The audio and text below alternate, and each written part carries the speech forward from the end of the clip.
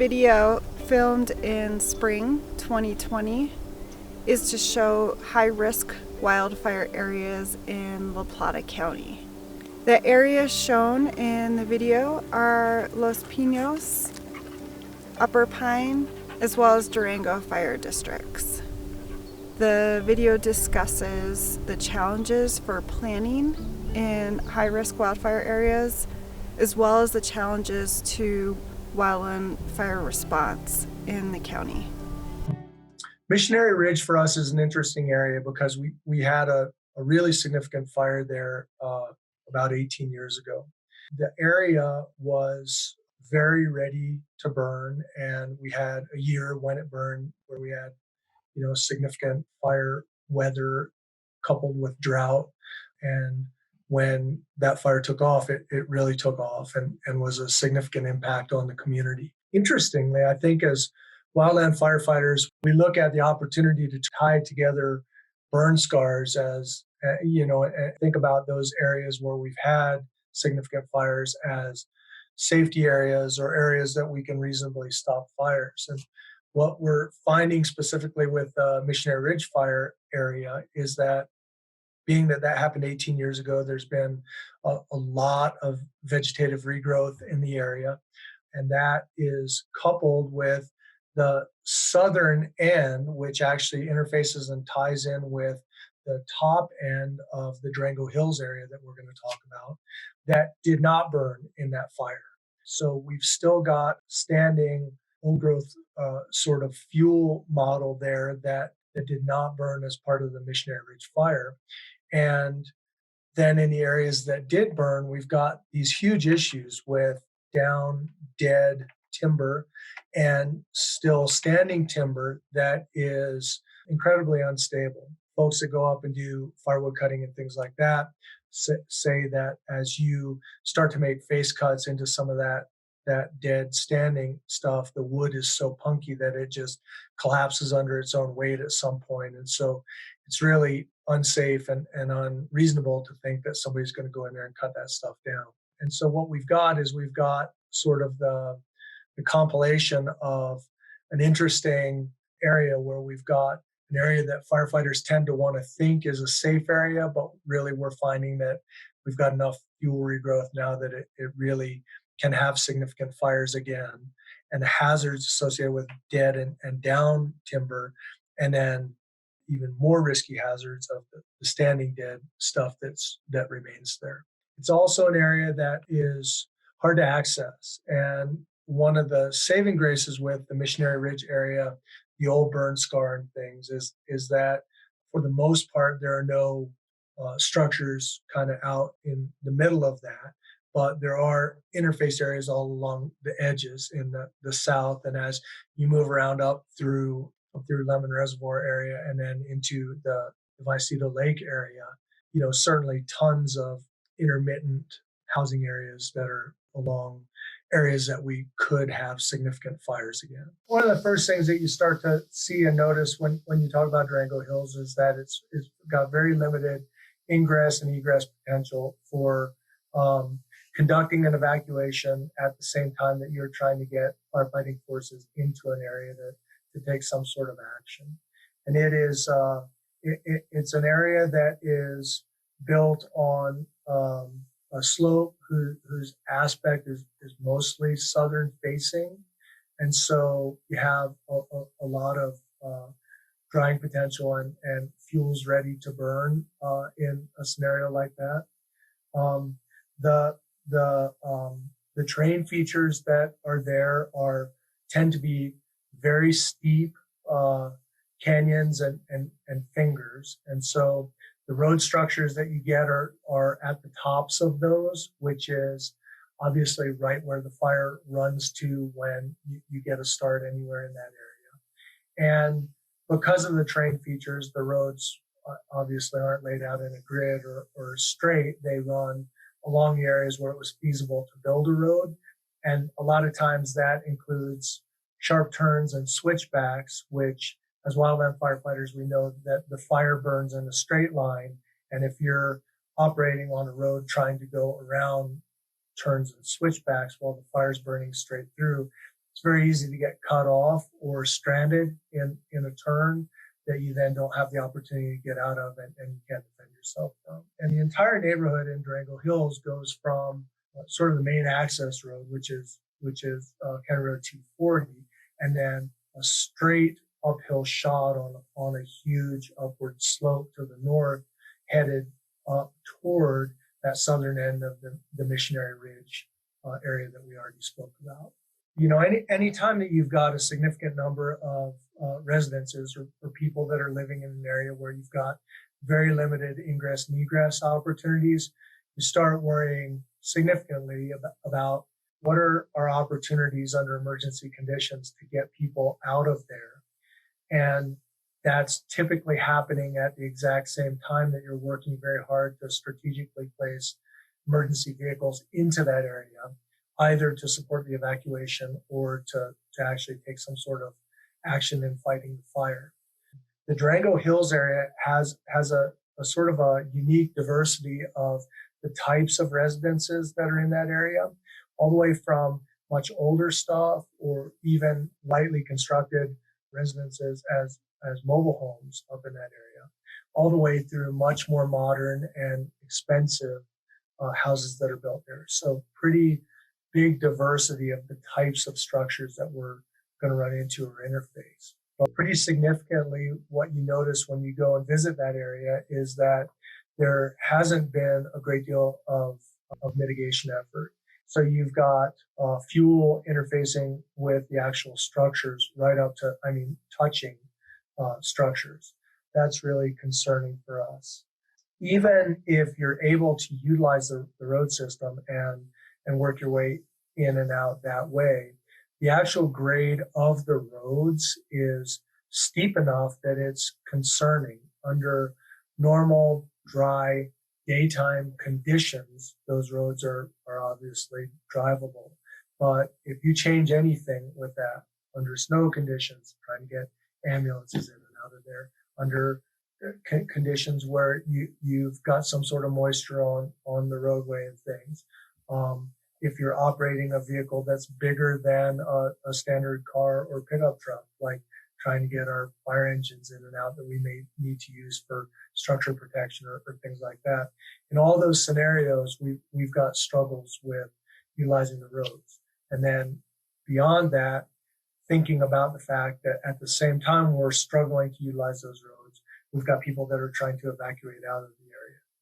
It's really concerning. One of the things also to consider is that in this area, you're really dealing with fuel loading that you would probably characterize as a fuel model 10, timber, grass and brush understory. And then you've got, mostly ponderosa pine is the timber, but then spruce and oak understory that serves as ladder fuels and can carry the fire. In our area, we really struggle with mitigating oak because it's so prolific and grows so freely that it honestly is an every year project in order to say, hey, we're going to mitigate the oak in the area. When we're thinking about the fuel modeling, we've got pretty dense stands of the fuels and with closed canopies and steep terrain that's supporting that. The need for mitigation / the opportunities for firefighting efforts have to be, considered heavily because of the way that's set up. The other thing that in a discussion about the Durango Hills area, we pulled up the topographic maps of that, and really at the top levels of where those residences are, you're looking at between 8,500 and 8,700 feet in elevation. One of the things that we know about the last several years, even in the years when we've gotten pretty significant snowfall through the winters, is that really that 8,500 foot line is kind of the barrier. And we get, last winter as an example, we had pretty significant snowfall above 8,500 feet, but we had very little measurable precipitation whatsoever below 8,500 feet. And what that translates into is, even though it seems like we've got a significant snowpack hanging in the mountains up above us, we've got drought conditions that we're facing in the areas where we're trying to deal with wildland in urban interface issues. This is one of the neighborhoods, and there are many where we've struggled to get good neighborhood participation. This is one of those neighborhoods where people have been fairly resistive to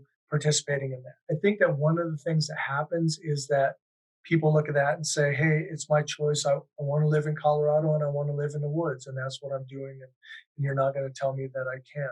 People who feel like mitigating their property would change the look and the lifestyle so much that they're not willing to do that. I think that in many cases, you have people that understand the need for mitigation, but are so overwhelmed by how quickly oak brush grows and how much work it takes to thin canopies and to choose healthy trees to leave, but then to do the work it takes to protect them. To some extent, I think there's some social dissidence, when it comes to people say, damn it, I paid my money for this and I'm not going to be told by local government what it is I have to do with it. And believe me, I understand all of those points of view, but um, but we've got to do something because these areas are truly high risk areas. As an example, today, the last day of April, we have indices that are associated with what we were looking at facing on June 1st of 2018 when the 416 fire started. When you look at fuel moistures and when you look at the weather conditions and relative humidities and things that we're getting. We're looking at some of the record-setting temperatures for this time of the year in our area are expected in the next several days. And so the opportunities that we have to be able to stop a fire that, as an example, the wind is blowing outside today. We've got extremely dry conditions with the fuels. And if we get a significant start in an area like the bottom of Durango Hills, there aren't very many scenarios where I can tell you as the fire chief that we're not going to burn houses down and we aren't going to have the potential to lose lives. And so this is a real deal. This is something that we need as a community to address. We need to do that in a reasonable and measured way. But addressing this takes money and it takes commitment from local government, and it takes commitment from the people that live here, our community. And we don't want to be the next community that's on national television talking about the devastating loss that we had here. Rafter J area, and then moving up to the very top of that, which is King Mountain Estates area, is another one of those areas in our community where we've got very limited ingress and egress potential. There are legitimately two roads, one main road and one very steep switchbackian dirt road in the Spring Road that gets you in and out of that area. So again, we've got all the problems associated with one way in, one way out. When it comes to all of a sudden now we've got a fire problem happening, and at the same time that we're working to try to evacuate the residents out of that area and get them to safety, we're trying to manipulate ways to get firefighting apparatus into the area to support the evacuation and to support our firefighting efforts. One of the things that we saw, unfortunately, in the footage that was available and the recounts of what went on in some of the fires in California, Paradise as an example, was that during the evacuation, the more tenuous the situation got, the more likely you were to get to a situation where there would be an accident or some sort of a blocked road scenario, even just the fire blocking off access, and then sheer panic as conditions get worse and worse, and that's how you end up losing lives. And so it's really concerning. Adding to that concern is the fact that just like in the Durango Hills area, Rafter J is a great example of a housing community that was built in areas that have really steep gullies and chutes. And so the road systems are built in areas that make it the easiest to build a road and drive in. which typically means the top of fingers of these canyons. And so the fire wants to run, no matter where the start is or where the fire gets to, it wants to run up the hill and closes those roads. And then if you have switchbacked roads, the fire doesn't take those switchbacks like the cars and the fire trucks have to. It burns straight through an area. And so you can very easily either get cut off or get stranded in a turn and have fire in front of and in back of you and no way to protect yourself. So that's quite concerning. Another thing is that we're talking about, rural Southwest Colorado. People here have horses and animals that they're not going to leave behind. And as much of a problem as just straight up evacuation is, imagine when you throw people in a panic trying to hook to their horse trailers and move horses out of an area where a fire started as well. So we've got some really significant concerns about ingress and egress issues and our ability to get people out of there. The other thing is one way in or two ways in, if you want to count the Spring Road, they're both right at the bottom of the subdivision. Everything in the subdivision is then above that. And so no matter where the fire starts, anybody that's above the place where the fire starts is in peril based on the fact that they may very well not have a way to get out of the area to evacuate. Rafter J is another example of an entire housing area that has predominantly south-facing aspects to the slopes. There are some pretty steep areas there. The fuel modeling is a bit different in that you had fuel model 6, which is sort of a desert fuel profile. So you're talking about pinon and juniper with sagebrush and grass and oak understory. In the Rafter J area, with the predominance of that type of fuels, you have fuels that are ready to burn every year. It doesn't just take a significant drought year or a couple of drought years linked together.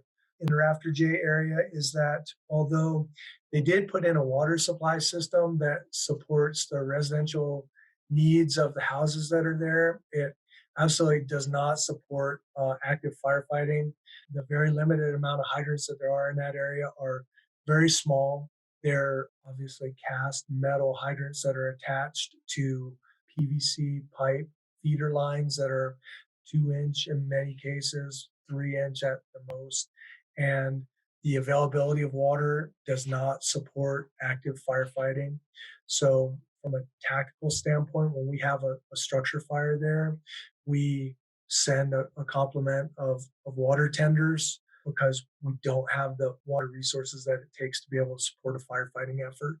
From an evaluation of the neighborhood's readiness for mitigation, Rafter J is sort of a checkerboarded area. We have some people in that neighborhood that have worked really hard to try to mitigate their property, but we also have people in that neighborhood that either don't see or don't support the need for mitigation, whether they're in a situation where they can't afford the work that needs to be done for mitigation, or the challenge at hand to mitigate their property is so overwhelming that they don't feel like they could ever get there, or they just aren't going to be told by anyone what they should do with their own property. We've got an awful lot of areas that are unmitigated, so much so that you really, it would be hard to string together well mitigated areas in that neighborhood to create some sort of a plan as far as, hey, this is a logical place for us to be able to stop this fire. Farther down the hill, the closer to the bottom of that neighborhood that you get when we're talking about the area that the fire starts in, the more at risk we are of losing significant numbers of houses. It's conceivable that we could lose 100 houses in that area, and certainly have conditions available that would be significantly detrimental to the survivability for the people that are in that neighborhood.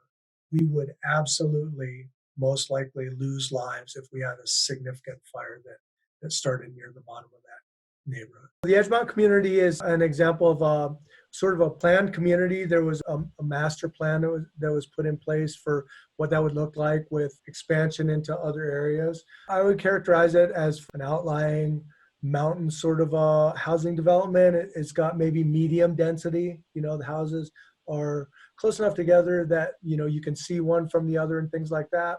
Not so close that you've got so much problem with the energy from one house becoming well involved in fire immediately transmitting or exposing the next house. But certainly its own issues. It's a housing development that they tried to do the best that they could to leave the timber in place where they could. That there are big trees all around, which does a couple of things. It provides some opportunity to get fires. It certainly provides a lot of ground fuel in the form of pine needle litter to carry fire from one place to another if there isn't anybody there to stop that progression from happening. Quite honestly, all around the Edgemont neighborhoods, you've got much thicker fuel model 10 type of forest that has the opportunity to have a significant body of fire that would rapidly move through it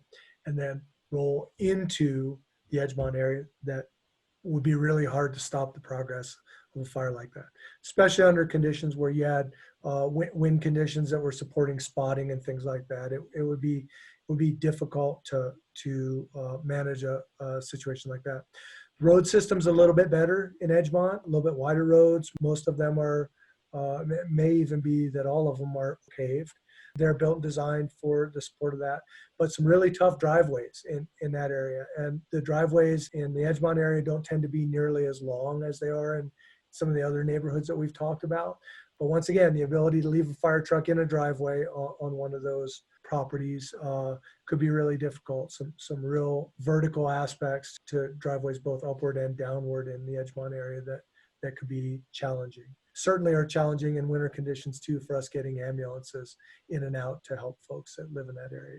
Water supply system is fairly good there. The hydrant system does actually support firefighting. We feel like we've got a better opportunity in the Edgemont area when it comes to firefighting water. Edgemont stands as an example of a neighborhood that might be a great deal easier to support some big efforts at mitigation work that would make a huge difference immediately for survivability of structures in that neighborhood if there were a significant fire. Durango West is an interesting area. Durango West is sort of surrounded by a sea of oak and sort of some steeps, but significant numbers of rolling terrain features, a lot of verticality there, and the opportunity we had a year where we were dealing with a late significant frost. So you had a lot of frost killed oak that was available to burn. Really good opportunity for us to get a significant problem there. And then within the neighborhood itself in Durango West, you've done all that they can do, I think, there to save all the larger timber trees, ponderosa pine and the like. So you've got some of that mixed in.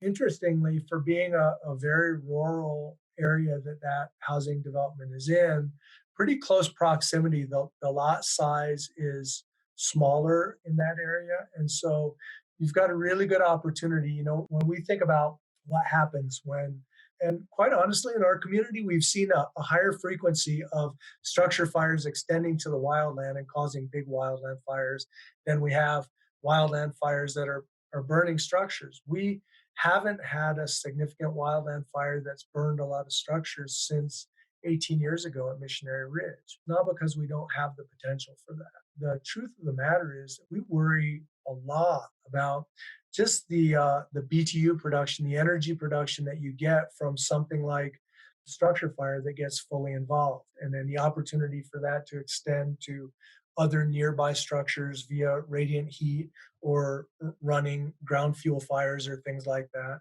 And then what does that turn into as far as, regardless of whether it's structure fire that extended to the wildland or wildland that extended to the structures, what are the opportunities to stop the spread of that? In the Durango West area, that's a big concern because of the proximity of houses to each other. In each of these cases that we've talked about with Durango Hills, with Rafter J, with Durango West, and when we talk about Edgemont, those areas are all away from town and are served by our organization with volunteer fire companies.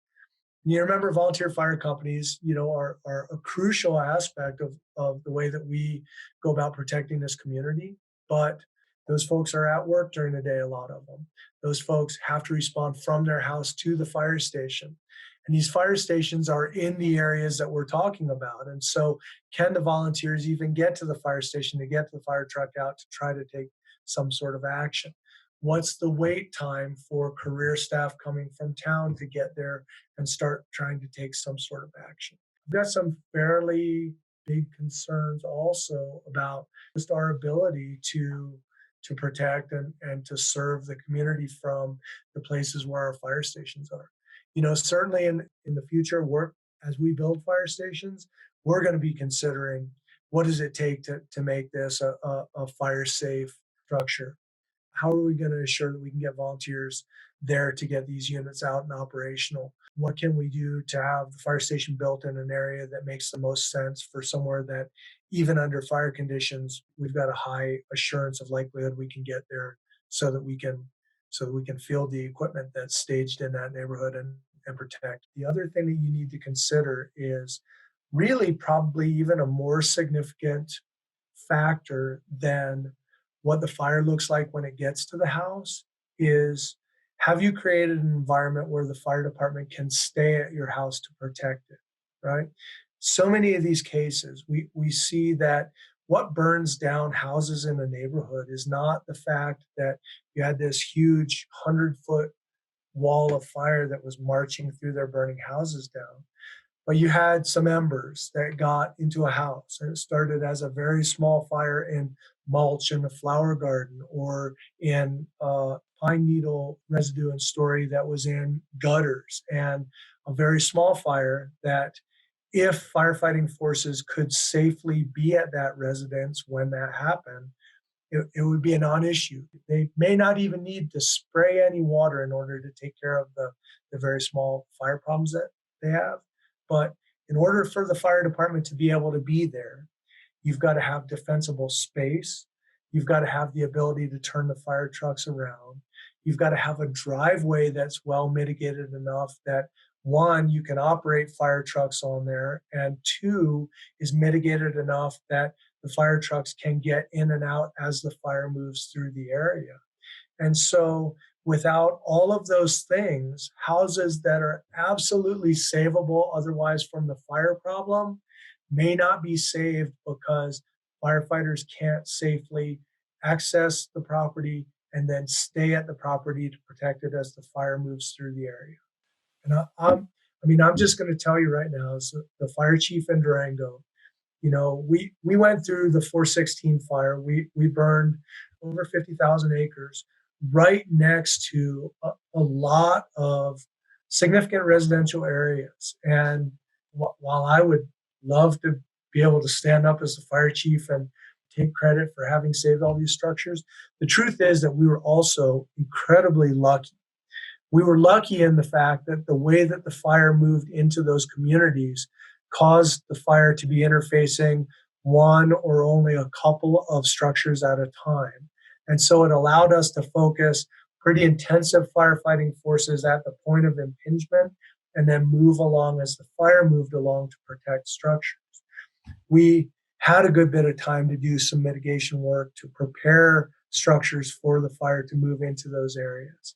For us, the 416 fire, luck played a significant part based on the way that the fire came into the areas where it was interfacing with houses. These neighborhoods that we're talking about, I don't anticipate luck being on our side. I don't see the scenarios that we run through in training and that we contemplate when we're looking at the way that these scenarios might unfold. We don't have the opportunity to rely on that as much as we did in the 416 fire. Certainly, I know that the CPAW group is going to be asked to take a look at the video that was done by NFPA on the Falls Creek area and the mitigation work that was done there and how that mitigated neighborhood really helped provide us an anchor point to stop the progression of the 416 fire toward the city of Durango. We don't have a lot of great examples of that in our community yet. I would love to be able to look at a map and string together known, well mitigated neighborhoods that we could say, hey, we feel like this is a great point to make a stand. I remember distinctly the day that I said those words to the operations chief and the incident commander on the 416 fire. This neighborhood is well mitigated. It exists as a place where we can stop this fire. We need more of those in this community. As a fire chief, one of the big concerns that I've got is I am significantly concerned about our opportunities to protect this community from wildfire. What I hope that this video doesn't get used for is scaring people to the point where they go all in on an idea that we haven't vetted well. And what I mean by that is that as the fire chief, I think it would be an unmanageable mistake to jump out and just blindly adopt the entirety of a WUI code here. I think that that's unmanageable from the standpoint of what the community could grasp and facilitate. I think it's unmanageable from the standpoint of what resources are available. I think it's unmanageable from an enforcement standpoint. My suggestion is an approach where we take key areas of chapters within the WUI code and we start working on the things that we have the highest opportunity to be able to influence. The areas that open themselves most favorably to something that we could be successful at. And we start chipping away at the problem and trying to make progress. One of the things that I was asked about is, do you support or do you think your community supports the use of controlled burns and actually putting fire on the ground in the interface areas in order to control the fuels that are available and things like that. And I think that there are absolutely great examples in our region of places where that's being done very successfully. Chris Tipton and our federal partners in the Forest Service are working really hard at targeting areas where they can make a huge difference, control burning. And the prescribed fire is one of the best ways to move in and to address those areas that seem overwhelming to us as homeowners or folks in a residential area. Yeah, we could mitigate all of this, but what about this huge forest right next to us? Well, if we manage those well with prescribed fire in support of mitigation efforts in the neighborhood or in the housing area, that could make all the difference in the world in creating that opportunity to string defensible areas together in a way that stop a fire in our community. I think that there's got to be focus and attention to the resources that we're committing to this. And that's got to come on every level, from the homeowner committing a portion of their budget every year to trying to do work on mitigation, to your fire department, your neighborhood association, your local government, committing resources to that in the form of people to help support the work, to manage the way that will go. And I think that, obviously, as a community, we've got to do a good job of exploiting the resources that the state and federal governments are offering to us in the form of grant opportunities, shared funding, and all of those things. I think a strong program has to encompass all of that in order to have any hope at all of making a difference and being able to be successful.